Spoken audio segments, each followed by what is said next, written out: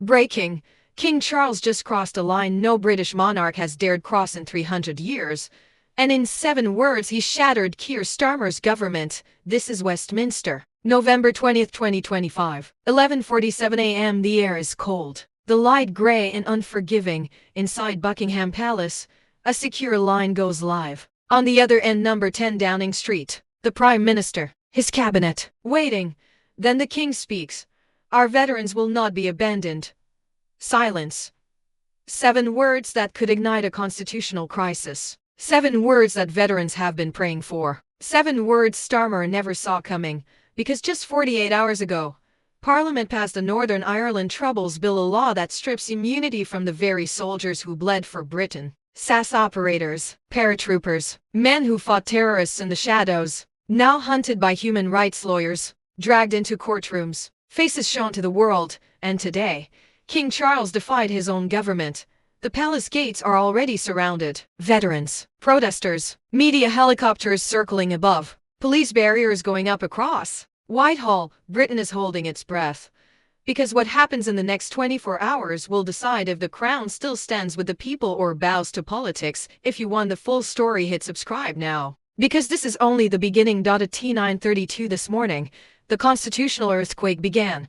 Here's what no one saw coming. To understand how we got here, you have to go back 11 days. November 9th, Remembrance Sunday. The cenotaph in London. King Charles stands in silence. 2 minutes. The nation with him. Behind him, veterans in wheelchairs. Men in their 90s. Medals glinting in the pale autumn light. Faces carved by war. The Prime Minister stands 3 feet away. Neither man looks at the other, because by then, the rumors were already circulating. Labour was preparing something. A bill. A law that would change everything for the men standing behind them. The Northern Ireland Troubles Bill.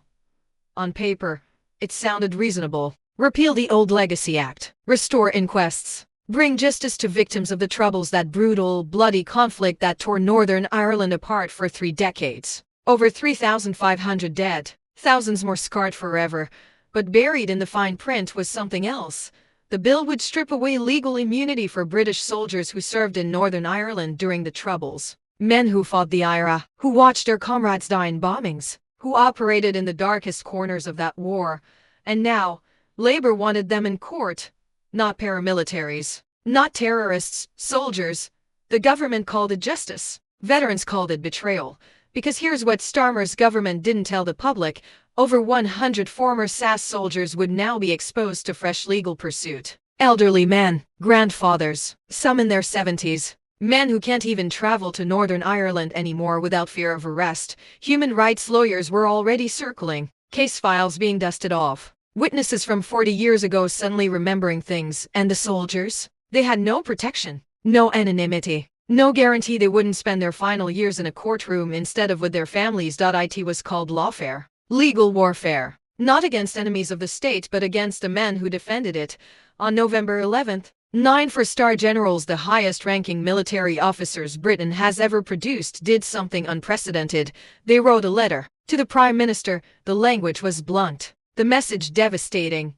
You are undermining the effectiveness of the British Army. You are creating a national security threat. Our allies no longer trust us. Our soldiers are resigning. And you are doing it in the name of justice. The letter was leaked within hours. The military was in open revolt against the government. Then, 2 days ago, November 18th, it got worse. Hundreds of veterans descended on Parliament Square. SAS operators, paratroopers, men who hadn't worn their uniforms in decades. Some arrived on motorcycles rolling thunder. They called themselves. Others in wheelchairs. They stood beneath the statue of Winston Churchill, and they waited. Inside the House of Commons, MPs were debating the bill. Hilary Benn, the Northern Ireland Secretary, stood at the dispatch box defending it. His voice calm. His argument rehearsed. This bill provides protections, anonymity, support. We promise justice, and we will deliver it. But outside, the veterans weren't buying it. One of them, a former SAS soldier known only as Soldier Z, stepped forward. His face covered, his voice steady. The government is putting a law in place that rubbishes the military covenant. It diminishes trust between the armed forces and the government we are sworn to defend. It is a direct threat to national security.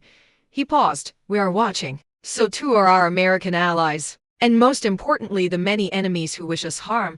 That statement sent shockwaves through Washington, through NATO headquarters, through every allied capital, because if Britain wouldn't protect its own soldiers, why would anyone trust them in the field? Kemi Badenoch, the conservative leader, joined the protest. She stood with the veterans and said the words Starmer refused to say. It's our turn to protect you. The bill passed anyway. Second reading. 295 votes 2-2-4-0. Labour's majority held. The veterans left Parliament Square in silence. Heads down. Flags furled. But something else was happening. Inside Buckingham Palace, the king was watching, and he was about to do something no monarch has done since 1708. He was about to say no. November 19th, 6:47 a.m. The headlines hit like a hammer. SAS veterans threaten legal action against government. Special forces in unprecedented revolt. Military chiefs warn. Starmer's bill breaks trust with allies by sunrise. The story was everywhere. BBC, Sky News, The Telegraph, The Guardian. Every front page, every news ticker. Britain woke up to a country at war with itself. Not on foreign soil. Not against an enemy. But here, at home, between the government and the men who served it. Social media erupted. Twitter, now X, was ablaze. Hashtags trending within minutes. Stand with veterans, protect your soldiers. Starmer betray Fiatafega from the Parliament Square protest went viral. The image of elderly veterans standing in the rain. Soldier Z's masked face. His words echoing across millions of screens. They do not stand by us. They will not back us up. This bill proves it. Comments flooded in. Thousands. Then tens of thousands. These men fought for our freedom. Now they're being thrown to the wolves. Starmer has betrayed everyone who ever wore the uniform. This is what happens when student politicians run a country.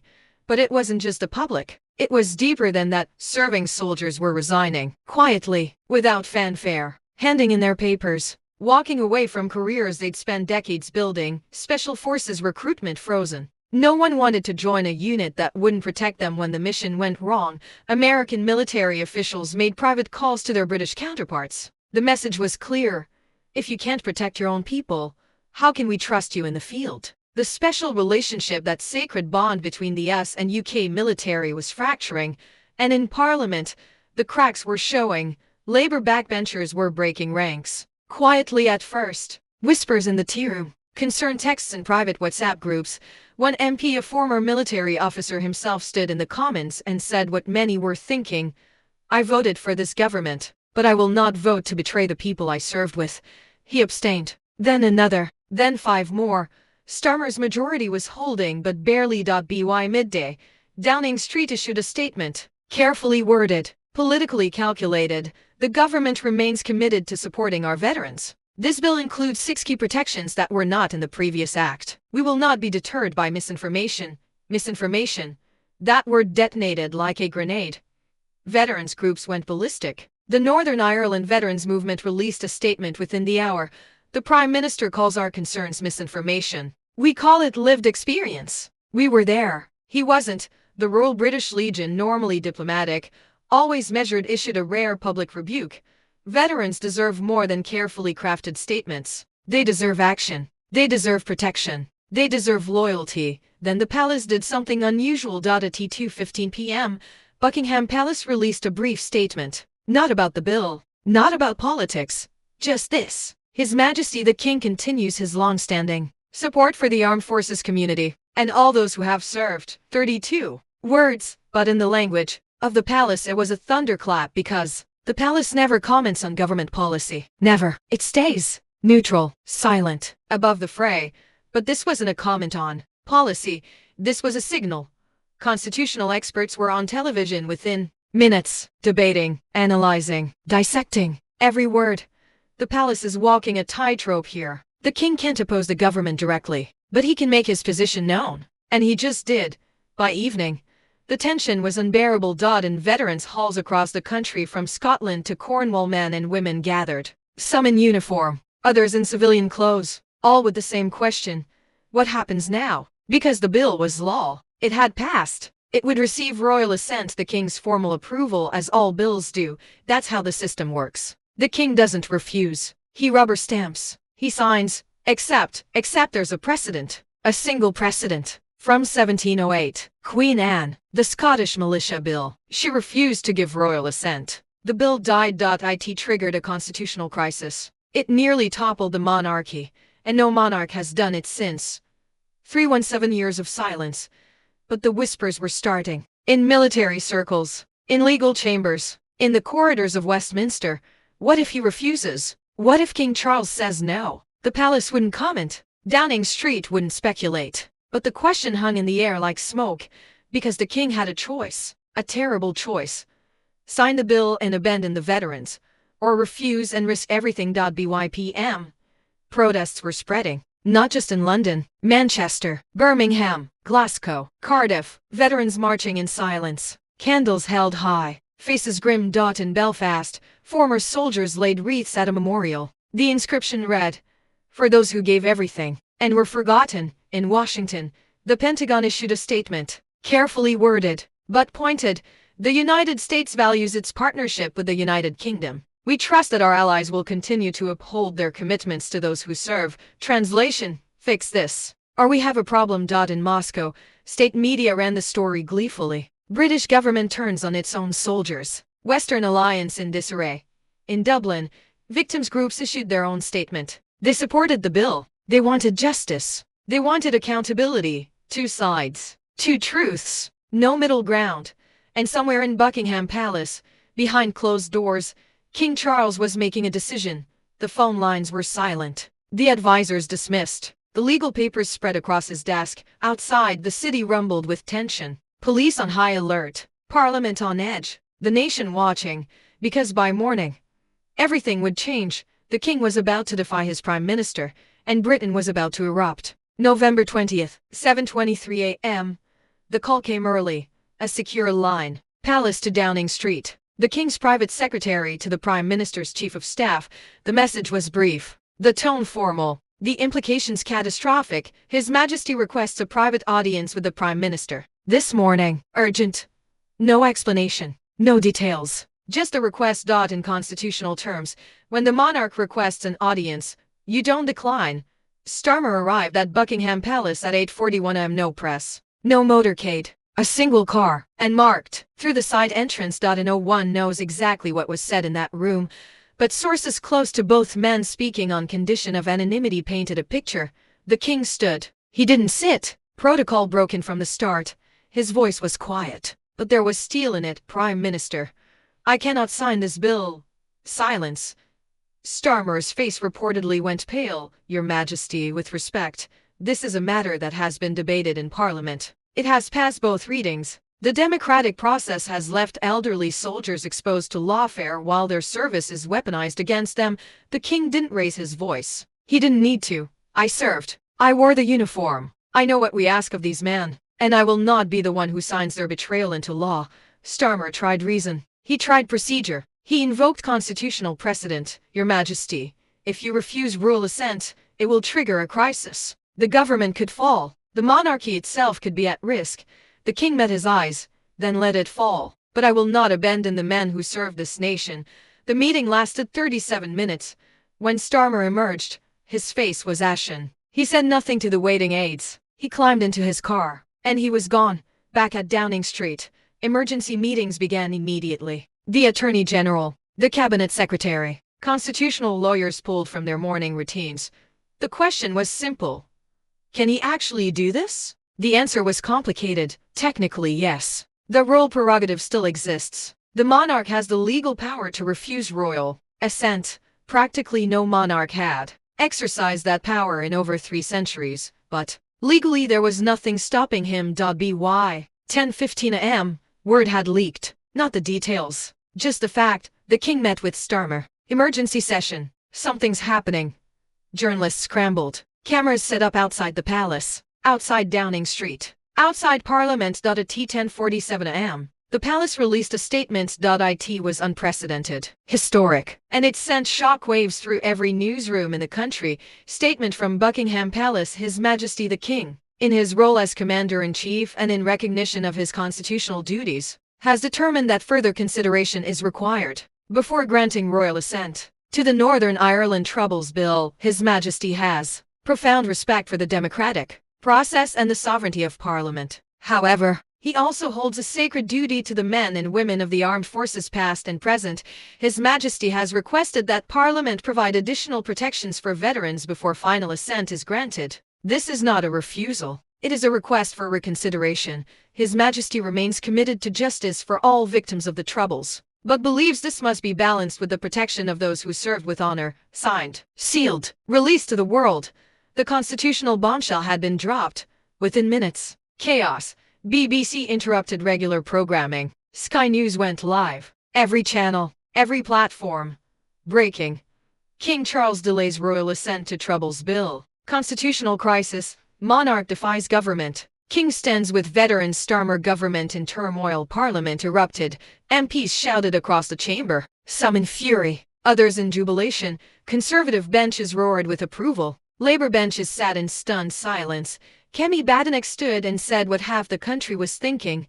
The king has shown more courage in one morning than this government has shown in 4 months. He has done what the Prime Minister refused to do, stand with our veterans. Labour MPs fired back. Accusations of constitutional overreach. Threats of reform. Talk of limiting royal powers.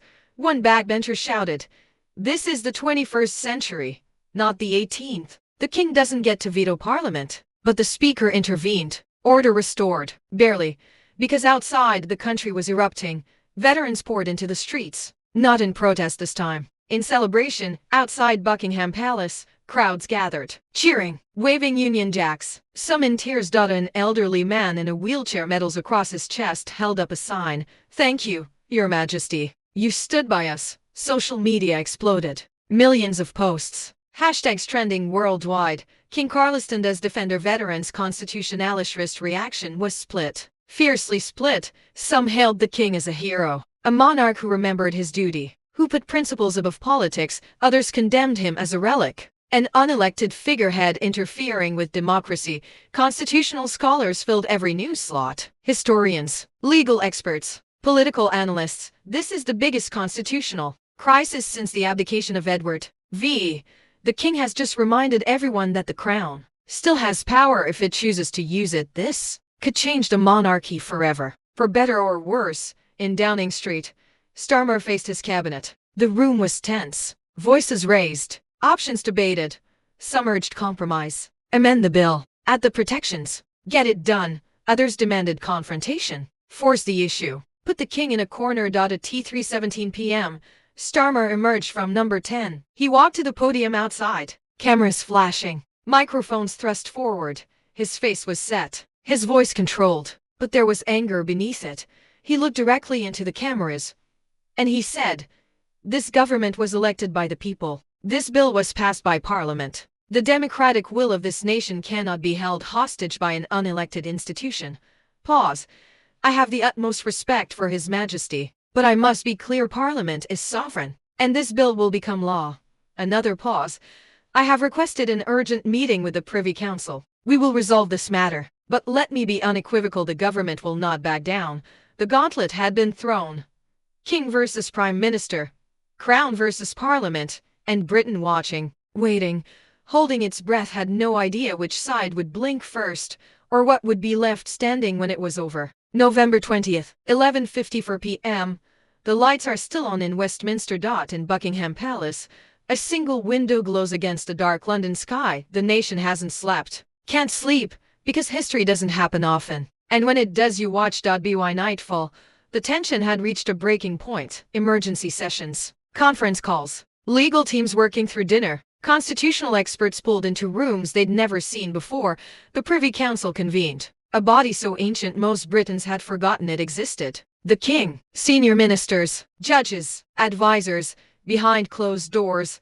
A compromise was brokered, not announced, not celebrated, just agreed. The bill would be amended. 6 protections would become 12. Anonymity guaranteed. No veteran would be compelled to travel to Northern Ireland. Legal costs covered. Time limits on prosecutions. Independent review panels. Not everything the veterans wanted, but more than they'd hoped for. And at 9:47 p.m., a joint statement was released. Palace and government, together. Joint statement following discussions between His Majesty's government and representatives of the Crown. An agreement has been reached. The Northern Ireland Troubles Bill will be amended to include enhanced protections for veterans. These amendments will be introduced in the House of Lords and will return to the Commons for final approval. His Majesty has been assured that the welfare and protection of veterans will be prioritized while maintaining the pursuit of justice for all victims of the Troubles. Royal assent will be granted upon passage of the amended bill. Both His Majesty and the government remain committed to upholding the democratic process while honoring the service and sacrifice of all who served. It wasn't a victory for anyone. Not really. It was a draw, a constitutional compromise. The kind that leaves everyone slightly dissatisfied but willing to walk away. Starmer didn't get his bill unchanged. The king didn't block it entirely, but the veterans, they got something tangible, something real, protection outside the palace. The crowd slowly dispersed, some cheering, others simply nodding. Quiet satisfaction. Inside Parliament, MPs filed out in silence. No triumphant speeches, no gloating, just exhaustion, because they'd all glimpsed something today, something Britain hadn't seen in generations. The crown still relevant, still powerful, still capable of shaking the foundations when pushed, not through force, not through decree, but through principle. In veterans' halls across the country, the news was received with cautious relief. Paul Young, 74, who'd stood in Parliament Square 2 days ago, sat in his living room in Lancashire, his wife beside him, the television playing the news on repeat. He didn't speak for a long time. Then, quietly, he remembered us. That was all. But it was everything. Because for so many veterans, men who'd served in silence, who'd carried wounds no one could see, who'd felt forgotten by the very nation they'd bled for, today meant something. Not just the amendments, not just the protections, but the fact that someone in power had said, "No, this isn't right. We can do better." In Washington, Pentagon officials watched the news with quiet approval. Crisis averted, alliance intact, trust fragile but holding. In Dublin, victims' groups expressed disappointment but acknowledged the amendments preserved the investigative process. Justice delayed, but not denied. In Moscow, state media reported the story with less enthusiasm now. The narrative of Western collapse postponed, and in newsrooms across Britain, journalists filed their stories. Headlines were written a dozen times. King and Prime Minister reach compromise on Veterans Bill. Constitutional crisis averted for now. Monarchy flexes muscle in historic standoff. But beneath the headlines, a deeper question lingered. What just happened? Because this wasn't supposed to be possible. Not in modern Britain. Not in 2025. The monarchy was ceremonial, symbolic, a tourist attraction with crowns and carriages. Except today. It wasn't. Today, King Charles reminded the nation and the world that the crown still matters. That constitutional powers, dormant for centuries, still exist, still carry weight. He didn't overthrow the government. He didn't dissolve Parliament. He didn't declare martial law. He simply said, "Wait, think, reconsider." And they did. Some called it courageous. Others called it dangerous. Constitutional scholars debated late into the night. Was this a one-off, an aberration? Or had the king just redefined the boundaries of royal power for the modern age? No one knew for sure, but everyone agreed on one thing. The relationship between crown and parliament had shifted. Subtly, but unmistakably. The unwritten rules of the British Constitution, ancient, flexible, maddeningly vague, had been tested, and they'd held barely in the palace. The king sat alone in his study, papers signed, calls made, duty done. The weight of the day pressed down on him. The risk he'd taken, the precedent he'd set. History would judge him, some kindly, others harshly. But tonight, in the silence of that room, he thought of the faces he'd seen at the cenotaph 11 days ago. The veterans, the old soldiers, the men who'd stood when their nation called, who'd carried impossible burdens, who'd done things they could never speak about, who'd come home to silence and suspicion. He'd made a promise to them, not in words, but in the way he'd stood beside them, laid the wreath, bowed his head. "You will not be forgotten." Today, he'd kept that promise, whatever the cost. Outside, the city was finally quieting, the lights dimming, the crowds gone home, but the echoes remained. Of a day when a king defied his government, when veterans stood in the rain and weren't ignored, when the crown, ancient and fragile, reminded Britain what it was supposed to protect. Not power, not politics, but the people who'd given everything for a nation that owed them everything in return. November 20th, 2025. The day Britain remembered that some things, some principles, Some duties, some promises are worth fighting for. Even if the fight costs you everything, even if the world is watching, even if history holds its breath, because in the end, it's not about crowns or parliaments or bills or laws. It's about the quiet promise made to every person who wears the uniform. We will stand by you. Always. And no matter what, tonight, in 1,000 homes across Britain, veterans sleep a little easier. Not because the battle is over, but because, for one day at least, they weren't alone, and that more than any law, any amendment, any statement is what they'll remember. Long after the headlines fade, long after the crisis is forgotten, they'll remember the day the king stood with them and said the words they'd been waiting to hear. Our veterans will not be abandoned. 7 words that changed everything.